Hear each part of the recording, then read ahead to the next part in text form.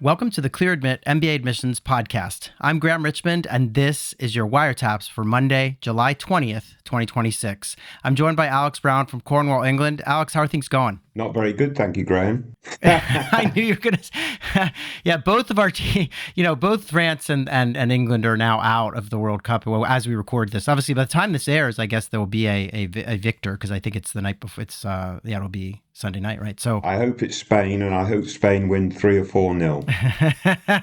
There you go. That's all I'm saying about that. Yeah, I don't know, and I don't even know if I can bring myself to watch the runner-up game between France and England. We'll see. Maybe if I don't have anything better to do. But yeah, well, it was a good run. It was a lot of fun. As someone who's not, as you know, I'm not like a huge fan. I definitely got swept up in it and had a lot of fun with my family and friends, kind of keeping track. So it's always a good tournament, I guess. Yeah, it's been a great tournament. Yeah. So in terms of Clear Admit related stuff and the podcast, we actually have a couple of really good admissions tips that we'll get into this week, as well as admissions directors Q&As. We caught up with admissions officers at LBS, U Florida, and Toronto Rotman. And of course, you picked out some candidates to discuss, as always. I have to say, Alex, it's been funny. We had that episode last week, which was our 500th episode. So in preparing this, I was like, wow, there's none of the pizzazz that we, last week we had all this stuff to talk about, but it was such an amazing response to that episode, and the people who sent in those voice notes, I'm just so grateful that were peppered into the episode from a lot of our friends of the show, and just the reaction on LinkedIn. So it was I'm still kind of basking in the glow from that. That was just so much fun. Yeah, but England getting knocked out of the World Cup just really brought me back down to earth. Yeah, I can imagine. In any event, the other thing that has to happen this week is it's our essay event series kicks off actually starting tomorrow, July 21st. I'm going to sit down with admissions directors at Berkeley Haas, Chicago Booth, Duke Fuqua, Georgia Tech Scheller, and UVA Darden. And that's the first of 3 events this week. They're basically every day, Tuesday, Wednesday, Thursday at noon Eastern. You can sign up by going to clearadmit.com/events. And I cannot wait. I've been looking, Alex, as I prepare the agendas for these, and schools have done interesting stuff. Chicago Booth have essentially eliminated essays. They have a bunch of short answer questions in the application form now. There's some interesting maneuvering that's happening, and a lot of video, a lot of reliance on video, kind of real time, sort of, don't get any time to prep, just answer questions. So clearly schools are looking for, let's call it authenticity, and I can't wait to talk to them about it all week this week. Yeah, certainly AI has had a big impact on that in terms of what schools are doing, how they're reacting and responding to candidates' use of AI. And this is one of the big sort of trends that we're seeing, right? So like say, Chicago is really scaling back on its essays, lots more video coming out and so on and so forth. Yeah, very interesting. Yeah, we'll see how it goes. On Wednesday and Thursday, I'm going to connect with, I guess it's, Carnegie Mellon, Dartmouth, INSEAD, Wharton, Texas McCombs, Georgetown McDonough, SMU, and Bocconi. Bocconi's coming on the show, onto one of our events for the first time ever, I think. And I can't wait for that. Yeah. So they have a new admissions director named Alessandra, who used to be at LBS. And so she's really keen to take part. I'm super excited. And then we're going to do 2 more events next week as well with a handful of other top schools. So yeah, just sign up and come out. Those are always good fun. If you need other advice on your applications, we did run 2 really great admissions tips on the site in the last week. And the first one is called Making the Most of Your Campus Visit. And Alex, there were some great tips in there that I'd forgotten about. So one of them was a simple thing that says, make yourself known. And what we mean by that is if the school offers you an opportunity to sign up for an official campus visit or do anything that gets you on the admissions team's radar, you should take advantage of that.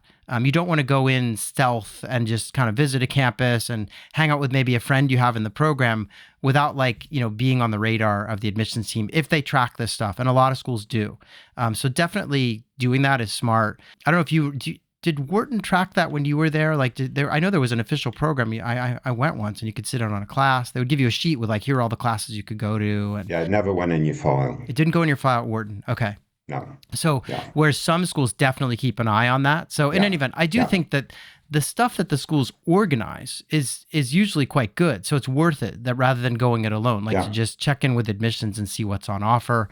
The other thing we talk about is just, making sure that you're thinking through your visit. Like, what is it that you want to accomplish in the visit? If there's a certain professor you want to reach out to or certain type of class you want to check out, like make sure you're planning ahead and not just kind of haphazardly dropping in and then going to admissions and saying, what can I take advantage of? Like, you should really do some research in advance.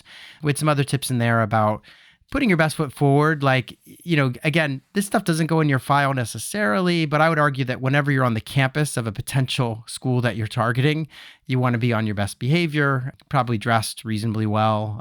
If not formally, you still, don't want to look like a schlep as you kind of hang out on campus. In any event, we also go through what you should bring and also kind of when is the best time to visit. So read the tip on the site. It's really informative. And I believe that there's a video that accompanies that one as well, Alex, because I think we talked about that in the Admissions Academy. Very good. Yeah. So yeah, a lot there. We also did another tip on digging deep with your MBA program research. And this is a tip that goes into all kinds of detail around how to use those who are available to you to get information about business schools and to enrich your file. So building those anecdotes that you can share. So how to connect with students, alumni, or even faculty. So these are related, these two tips. I think that's why they've run in tandem here. But check those out on the site. Alex, we caught up with someone you know quite well, David Simpson. He's the head of admissions for MBA at LBS. I think he also runs the Masters in Finance admissions. He's a pretty busy guy.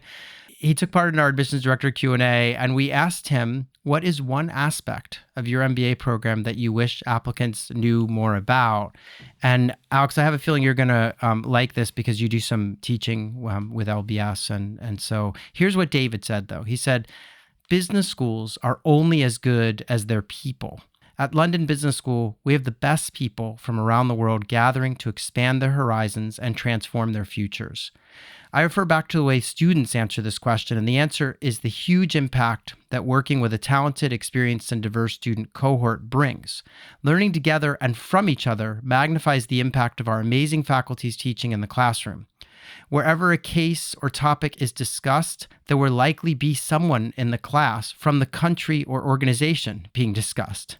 Curiosity and collaborative culture form in the DNA of the learning experience at LBS. And alongside the power of our London location, this gives a unique opportunity to grow. So I thought that was really well said by David and quite true when it comes to LBS, right? Yeah, no, absolutely fantastic. Yeah.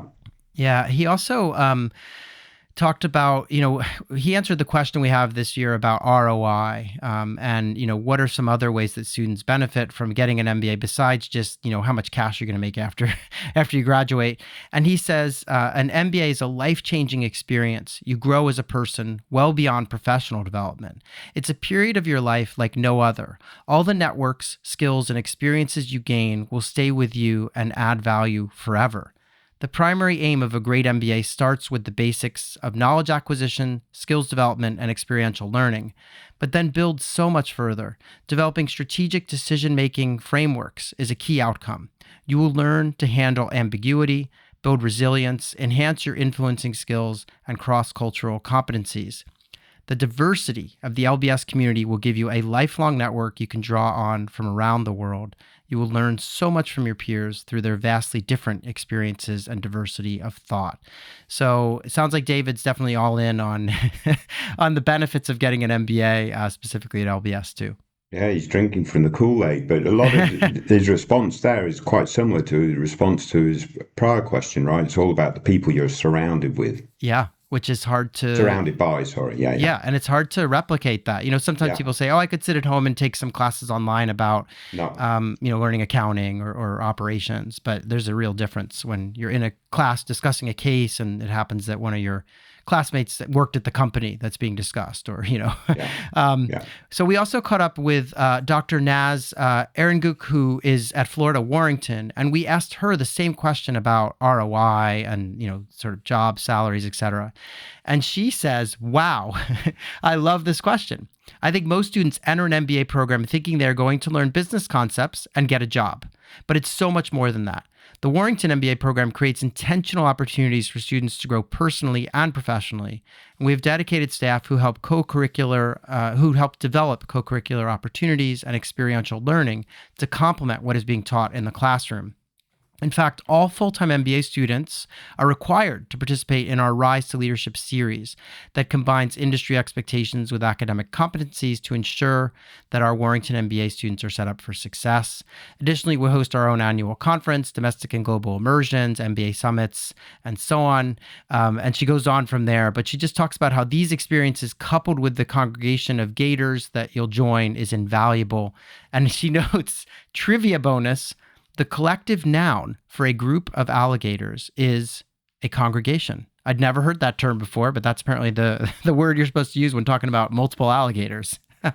You always learn something, Graham. I know. I hope I never have to use that word.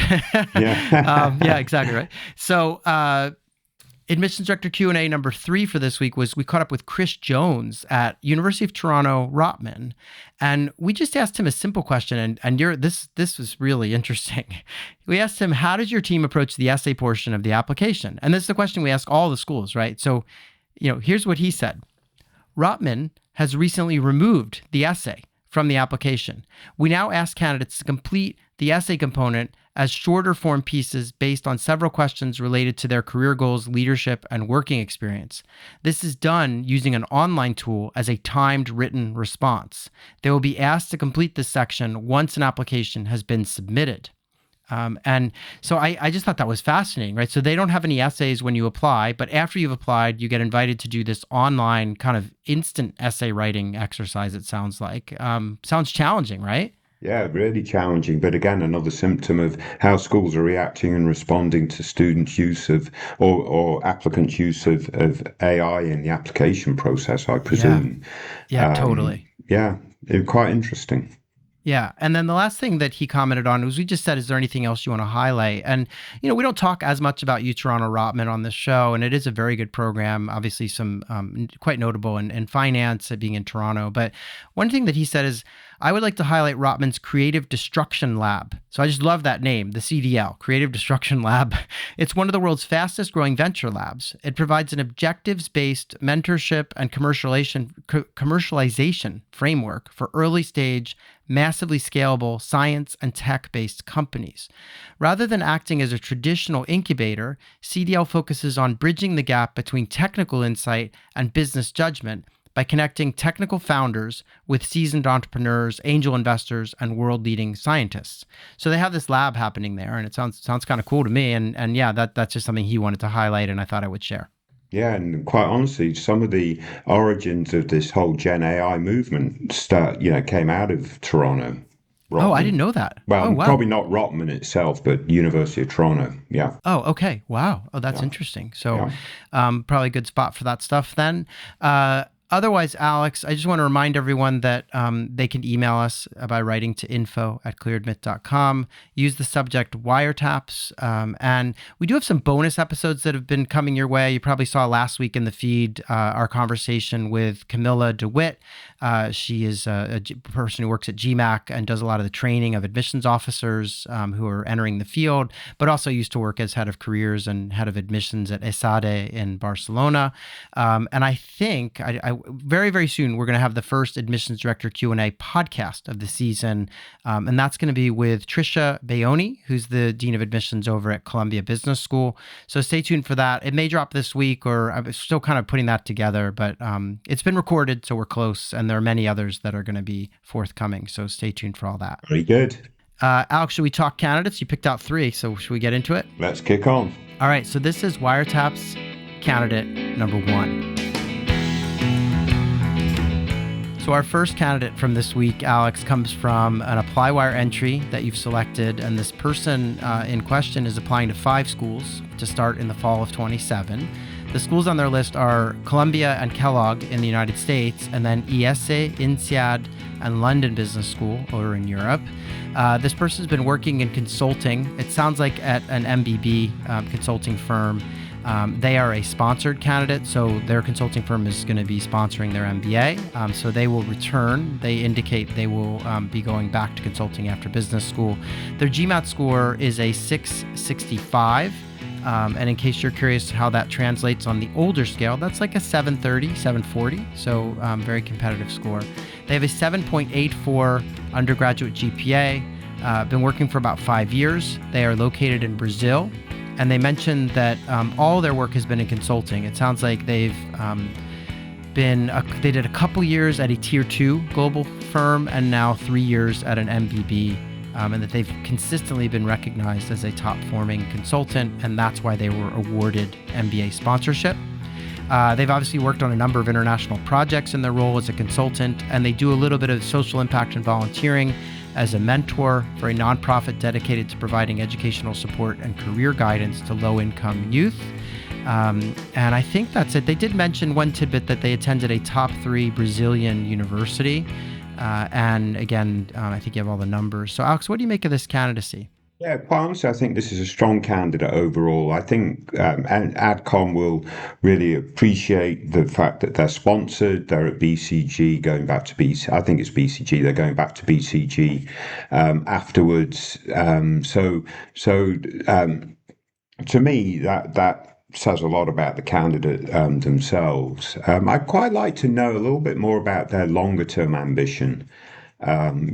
Post consulting, what sort of career path that they could see themselves developing down the road, whether they have a specific sort of industry focus, etc., etc.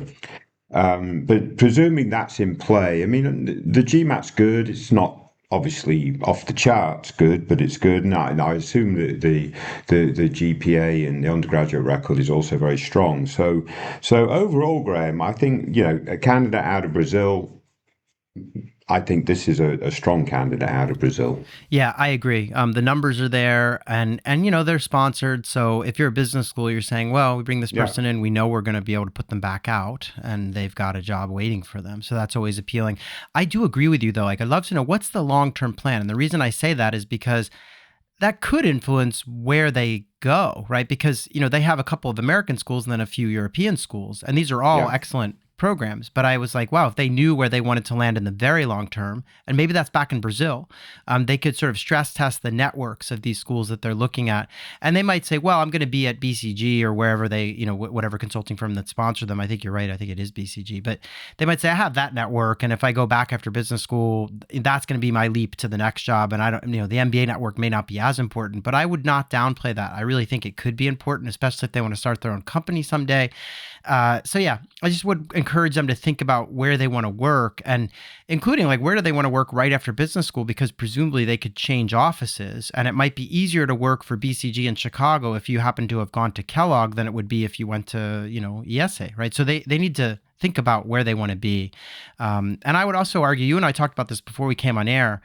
Do you think they could add another sort of top school or two on the U.S. side? They have a couple of M7 schools, Columbia and Kellogg as their target, but I noted the absence of the likes of Harvard or Stanford or Wharton or MIT, and I wondered why.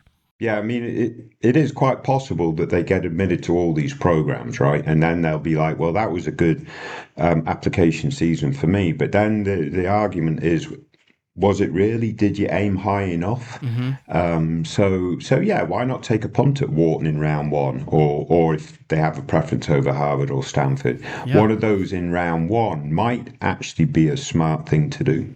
Yeah, couldn't hurt, certainly. So something to consider for them. I do want to thank them for sharing their profile, very interesting profile. And yeah, I think they're going to be very competitive. So just a question of, thinking about the long-term plan and how that might shape school selection and being sure that they aim high enough. Let's turn our attention to Wire Taps candidate number 2. So our second candidate this week, again, comes from an ApplyWire entry on the website. And this person's looking to start in the fall of 27, and they have 8 schools on their target list. And those schools are Carnegie Mellon, Cornell, Dartmouth, Duke, Indiana, Michigan, Notre Dame, and UT Austin.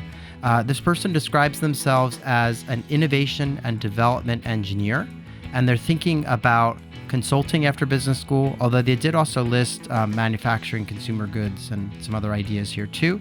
Their GRE score is not GRE. They listed it as GRE, but they meant to write EA. So they took the executive assessment and they scored a 154, which is a very high score on that test. But not every school accepts the executive assessment. We'll get into that in a moment. Their GPA is a 3.0, 6 years of work experience. They're located in Mexico, and they would love to land in the US after business school. They also mentioned that aside from that 3.0 undergrad, they've earned a master's degree in finance in which they had a 3.7 GPA. They mentioned that right after their MBA, their goal is to stay in the US and work in a strategic corporate role, potentially, a procurement manager, operations consultant, or some kind of like supply chain leadership program. So they have a number of possibilities, which explains the list they gave above in their entry, where they talked about several different possible fields. In the long term, their goal is to be, kind of a COO or maybe a CDO, development officer. But it sounds like, their main sort of mission is to lead a company's high-level strategy. And so that would explain why maybe do some consulting before that. They also do mention that like very, very long-term, they wouldn't mind being the CEO of a big company. Any event, they talk about, their need for an MBA now. And you had some exchanges with them, both about the EA exam, as well as you asked them about outside activities. And I just wanted to mention that they did have a number of things they do outside of work. They do some philanthropy work. They actually organized a charity golf tournament that raised over $200,000 for Down syndrome support. They're obviously a golfer in their spare time, tennis, also play football or soccer, as some would say. And, we're quite good at that, apparently, at least back when they played in high school and maybe university. So, Alex, what do you make of this candidacy? Yeah, I mean, I'm just a little underwhelmed by their strategy for the standardized test. It seemed to me that they tried to do the GMAT. They couldn't get a really strong score, and they just worried that they don't have the time dedicated to improve their GMAT. Therefore, they went the EA route. So what is the EA route? It's an easier test, right, in terms of preparation and so forth. So, but, having said that, if you look at the schools that they're targeting, they're not really targeting the M7, the real top schools.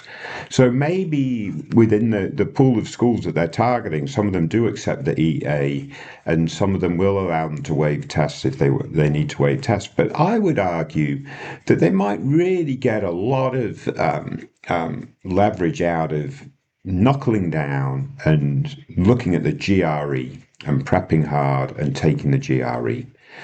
I don't think they need to apply before the second round. They're not necessarily going to be overly represented in the applicant pool and so forth.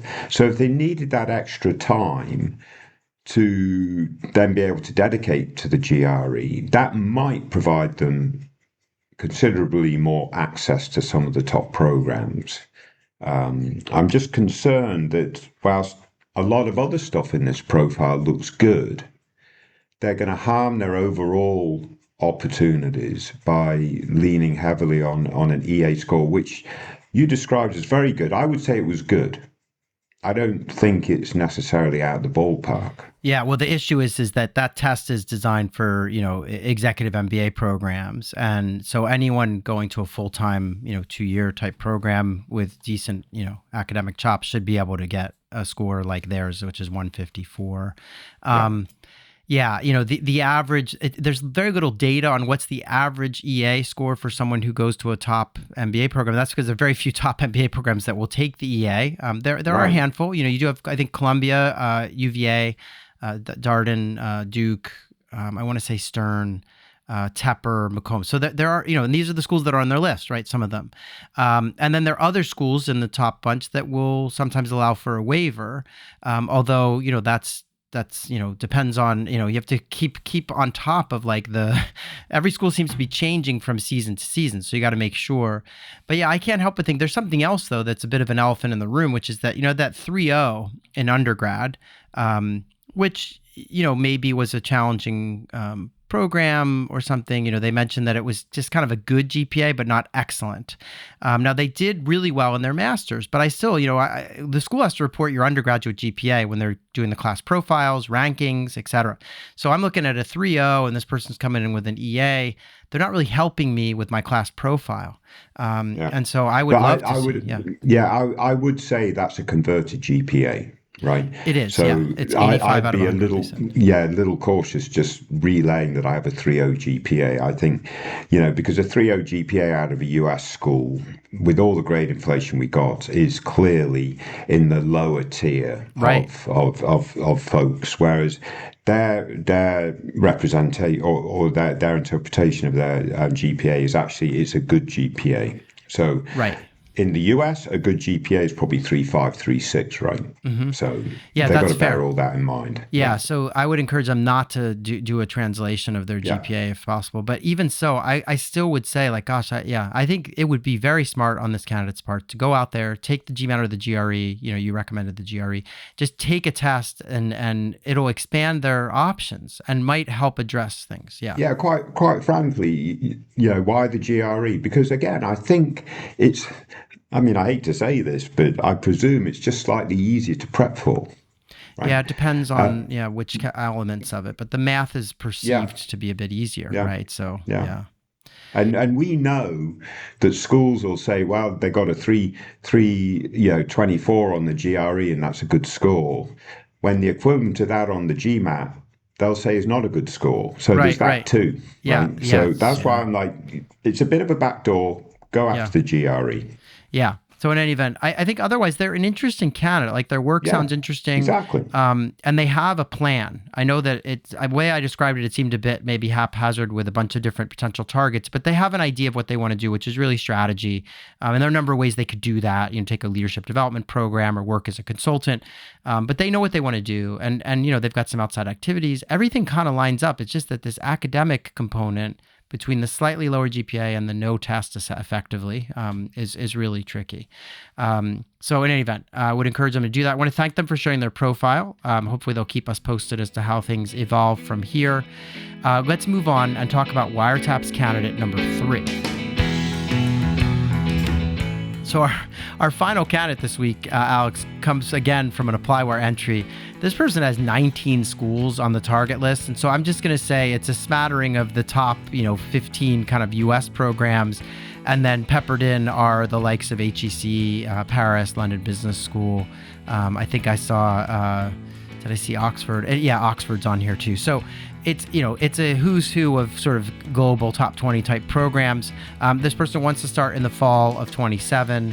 They've been working in finance and they want to switch to consulting, but to be at the intersection of, doing consulting work, but in the financial services sector. Their GMAT score is a 645, and their GPA is an 8.71. Again, if you're keeping score at home, a 645 is like a 690, maybe 700 on the old scale. They've got 7 years of work experience. They're located in Bangalore, and they would love to land in New York after business school. They mentioned that they are have had 7 years of finance experience across 2 companies, JP Morgan and American Express. All that work, I believe, has been out of Bangalore, although they've been working for the U.S. market, it sounds like, in some of their roles. And they listed a bunch of pretty impressive accomplishments in terms of gains for the company and kind of just managerial responsibilities that they've had. They also mentioned that they're running an AI startup in supply chain finance, which is backed by Entrepreneur First. And so you had some conversation with this candidate. But I want to just, get your take. I mean, this is a candidate from India. Again, 645 on the GMAT, 8.7. I do want to mention that 8.7 was earned at one of the IITs in India, which are the very best engineering universities in India. So that's a very high GPA out of those schools. But what do you make of this, Alex? You neglected to mention they're also a world record holder, or they broke world records in skating. Oh yes, I totally forgot about that. That was in one of the comments. Yes. Yeah. I mean, this person's incredible in my book, right? Mm-hmm. So they have really interesting interests. And I'm going to assume their work experience is very good, both on the finance side and the entrepreneurship side. They've got a fantastic undergraduate record, Yes. 871 out of IIT. To me, this looks like an outstanding candidate. Okay, they're from India, so they're going to need to apply in the first round, and so forth. But the GMAT just doesn't correlate. So to me, they probably rushed the GMAT to get over that hurdle, so that they could then target some of the best schools on the planet. But they need to go back, get a comparable GMAT score, comparable to the rest of their profile, apply in round one, and I got to think they're going to have some wonderful opportunities at the very top schools.